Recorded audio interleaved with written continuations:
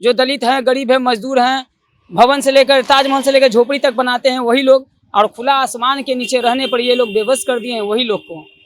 न्यायपालिका और कार्यपालिका का भी आदेश रहता है कि बिना शहरी गरीबों को बसेले उजाड़े नहीं। हिंदुस्तान और पाकिस्तान की लड़ाई जंग लड़ रहे हैं सरकार गरीबों के साथ।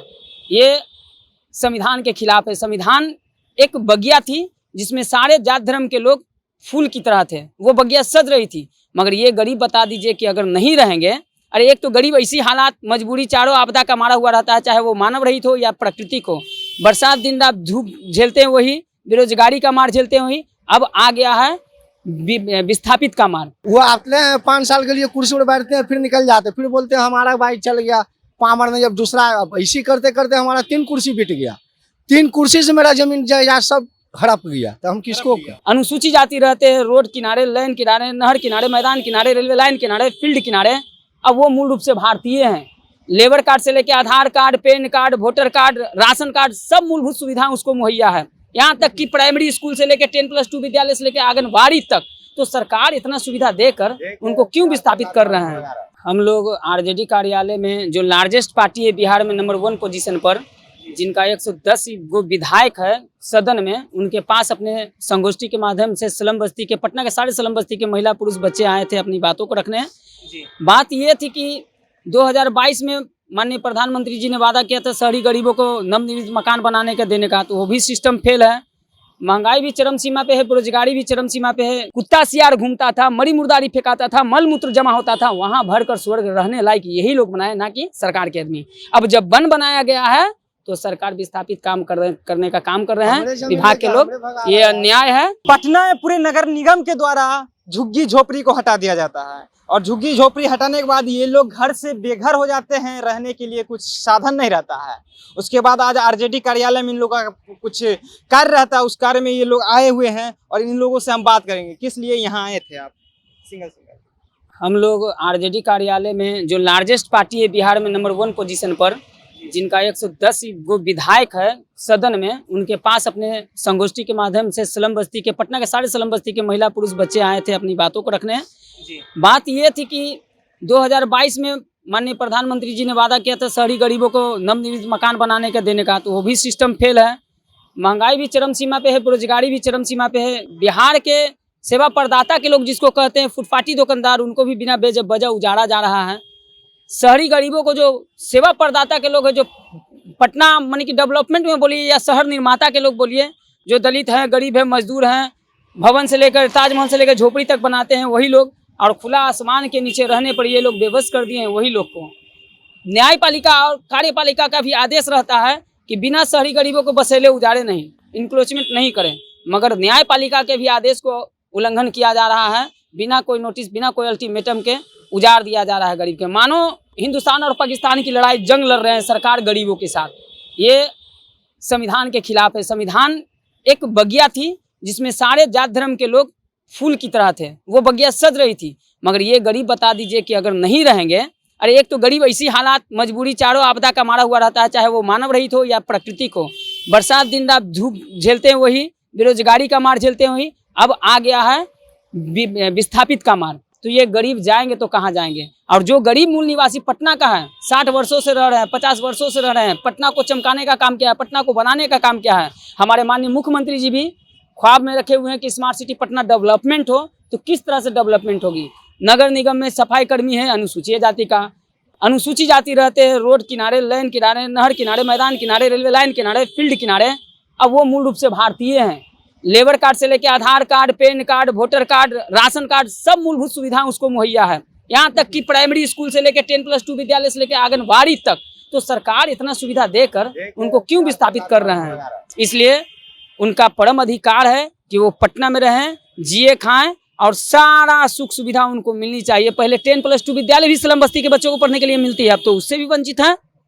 तो बताएं हमको कि पटना स्मार्ट सिटी डेवलप कैसे होगा? अगर वो लोग यहाँ रोड पर झाड़ू मारेंगे नहीं, चौका बर्तन करेंगे नहीं, जूता पॉलिश करेंगे नहीं, वो नहीं रहेंगे, तो बताइए विदेश से आदमी आएंगे यहाँ साफ सफाई करने, पटना डेवलपमेंट का सपना साकार करने।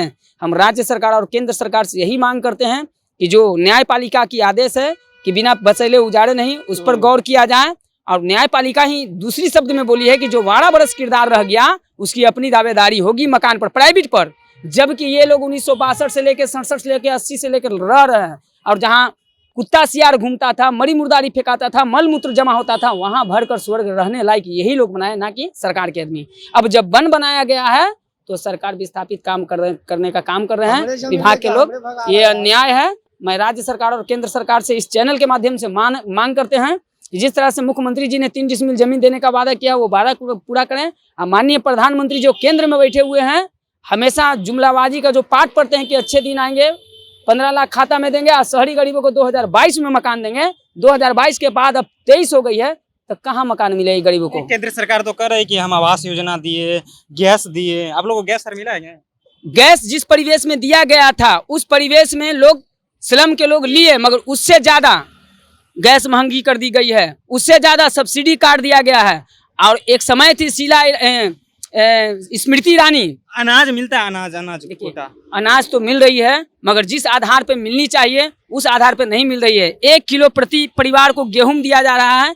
कौन चक्की में वो पिसवाएंगे, कहाँ कूट के खाएंगे? ये कहाँ का न्याय है? मैं मांग करता हूँ राज्य सरकार और केंद्र सरकार से कि राशन कार्ड पर भी प्रति व्यक्ति को 25 किलो अनाज होना चाहिए और उसमें दाल, चीनी, तेल मुहैया होनी चाहिए। माननीय मुख्यमंत्री जी ने भी बोला था 2019 में कि मैं 20 तक तेल चीनी मुहैया करवाऊंगा और होली पकवान बहुत अच्छे से मनेगी। वो अपने वादा भी माननीय मुख्यमंत्री जी भूल गए हैं, इस वादा को पूरा करें। धन्यवाद। मेरा नाम राजेश पासवान। आपको क्या दिक्कत? आपका कहाँ घर तोड़ा गया? हमको वही भैया बोले ना, सारा कहानी तो बोले नहीं बड़े भैया। हमको भी हज भवन के पीछे रहते हैं, वहाँ पर ही तोड़ किया है सब। बसाने का काम आप लोग को नहीं किया जा रहा है सरकार की ओर से? बसाने का काम तो आज तक 1 कुर्सी का 3 कुर्सी हो गया, अभी तक नहीं हुआ दोस्त। नहीं 3 कुर्सी बीच आप भी लोग जो नगर निगम के तहत जो झाड़ू मारने का, सफाई करने का। हाँ भाई, करवे करता है। हम नहीं करते, हमारा लड़का करता है, भतीजा करता है, बेटा करता है, फैमिली करता है, सब कोई करता है, बहू करता है, नगर निगम में करता है और जब विभाग में सब जहाँ जो विभाग में जो में करता है। लेकिन आज तक हम लोग को कहाँ कुछ मिला। क्या मांग करना चाहते हैं सरकार से, और यहाँ क्यों आए आज? यहाँ तो वही मुद्दा उठाने के लिए आए थे, कहने के लिए तो है, तो उनको कहा जाएगा तो दिया जाएगा। जो क्या लगता है नया मिलेगा? अब देखिए मिलेगा भाई, बार बार तो लोग कर देंगे लेकिन देते नहीं। अपना आते हैं, अपना सरकार बनाते हैं, चल जाते हैं। हम लोग कहने के बाद ये भी सुन लीजिए, वो आते हैं 5 साल के लिए कुर्सी पर बैठते हैं, फिर निकल जाते हैं, फिर बोलते हैं हमारा भाई चल गया पामर में। जब दूसरा इसी करते करते हमारा 3 कुर्सी बिट गया। 3 कुर्सी से मेरा जमीन जायदाद सब हड़प गया, तो हम किसको लीजिए? आखिर हमारा दादा वाला जमीन होगा ना जी, दादा था ना, परदादा था ना, नहीं था। आज हम हज भवन के पीछे रहते हैं, आज हज भवन बन गया, किसको जमीन पर बन गया? वहाँ पर हमारा गाय गोरू रहता था, माल जाल सब रहता था, घर द्वार सब रहता था, सब मर हट गया, आखिर चल गया। वो सब नौकरी चाकरी वाला था, नौकरी चाकरी भी नहीं मिला आज तक। वो सब कहाँ गया? हम लोग पढ़ल लिखल नहीं रह गए भाई, कमाई खाए में रह गए, अनपढ़ आदमी सब बचपन में मर गया, सब गुजर गया सब। आज तक हमको अभी तक नहीं मिला, तबनी भी घर तोड़ के नहीं मिला। बार बार निगम वाला आता है, नल्ला साफ करे के बाद बोलता है गाड़ी घुसने का जगह चाहिए, हटावो घर। अब हटाने पड़ जाता है, वहीं से हम लोग कमा के बनाते हैं धूप में, वहीं से मेहनत करके, अब वो आता है नल्ला साफ करे के नाम पर हटवा देता है। बार बार यही से हो रहा। देखिए बार बार इन लोगों के साथ होता है कि नल्ला साफ करने के नाम पर नगर निगम के कर्मचारी आते हैं और इन लोग जो घर जो झोपड़ी बनाए रहते हैं उनको हटा दिया जाता है। फिलहाल आपकी क्या प्रतिक्रिया है कमेंट बॉक्स में जरूर दें। मेरा नाम ऋषि है, आप जनता जंक्शन देख रहे हैं।